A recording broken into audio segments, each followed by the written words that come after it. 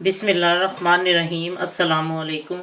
आज मैं आपको जो रेसिपी दे रही हूँ उसका नाम है मटन कढ़ाई, हाईवे की मटन कढ़ाई। ये वो रेसिपी है जो हाईवे पे आप लोग खाते हैं ना, वहाँ ही से मैंने लिए उन लोगों से।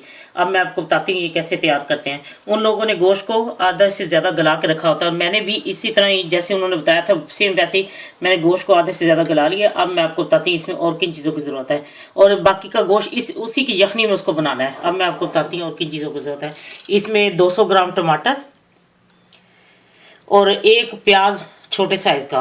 वो लोग तो नहीं डालते लेकिन वो बाद में भी डाल देते हैं, कहते पहले डालना। घर में हम लोग को चूंकि मसाले के साथ खाया जाता है इसलिए जरा मैंने इसलिए ये छोटे साइज का एक प्याज है, इसको बारीक चॉप कर लिया है। और बाकी जो उसका कढ़ाई चिकन ये मटन कढ़ाई का जो मसाला है, नमक आधी चमची, सुर्ख मिर्च आधी चमची, ये अपने मुताबिक नमक मिर्च ज़्यादा या कम कर सकते हैं। और क्रश मिर्च ये 1 चमची फुल, क्रश जीरा 1 चमची, क्रश धनिया एक चमची फुल, और क्रश काली मिर्च ये आधी चमची फुल। और इसके बाद है अदरक लहसुन का पेस्ट और आधे से थोड़ा सा कम दही, यानी कि चौथाई से थोड़ा सा ज़्यादा हो जाए। और उसके बाद 2 चमचे जो हैं वो व्हिपिंग क्रीम है, फ्रेश क्रीम।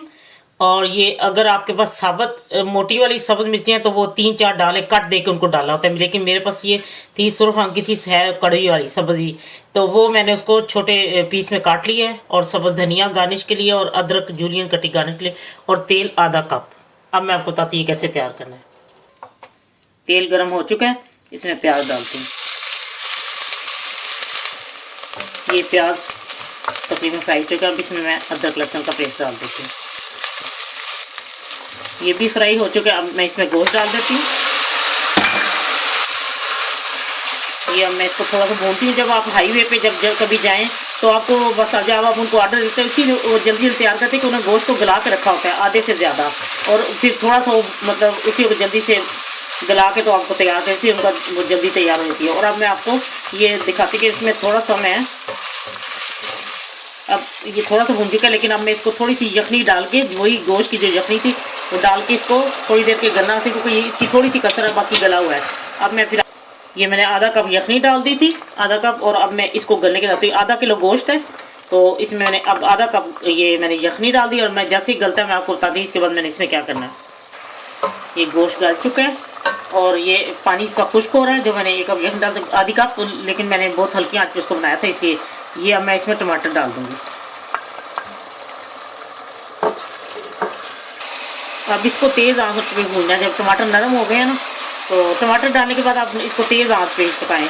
तो ये अब टमाटर नरम हो चुके हैं। अब मैं इसमें ये सारा मसाला डालूंगी, सुर्ख मिर्च, नमक, क्रश मिर्च, क्रश धनिया, क्रश काली मिर्च और क्रश जीरा ना।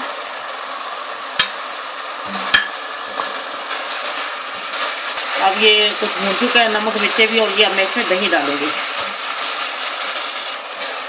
अब ये दही डाल के भी मैंने भून लिया। अब इसको हल्की आंच पे रख देती हूँ 5 मिनट, और उसके बाद मैं आपको बताती हूँ इसमें क्या डालना है। मैंने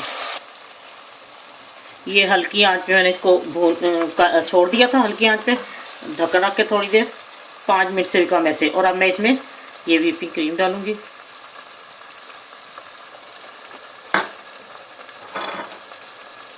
और थोड़ा सा धनिया और ये सब्ज़ मिर्च जो थोड़ी वाली, और थोड़ी सी जूलियन कटी अदरक। और अब मैं इसको हल्की आंच पे भून के 1-2 मिनट, तो मैं इसको डिश आउट करके आपको दिखाती हूँ।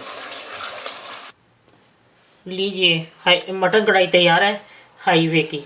और ये इसमें आप जो है बस ये गोश्त को पहले आपने आधे से ज़्यादा गला लेना है, तो उसके बाद उसको आपको फिर कम पकाना पड़ेगा जब आप मसाले में डाल के, और वही यखनी थोड़ी सी डाल दी या टमाटर डाल के गला लें, ये आप पे डिपेंड करता है। तो उसके बाद ये है कि आपने नमक मिर्चें जो अपने हिसाब से करनी है, फैमिली के हिसाब से आप किस किस्म खाते हैं। तो ये इंशाल्लाह आपको ज़रूर पसंद आएगी, और जब खाने वाले खाएंगे तो आपको बताएंगे सेम वही, क्योंकि मैंने उन्हीं लोगों से ये रेसिपी ली है। इंशाल्लाह आपको बहुत पसंद आएगी।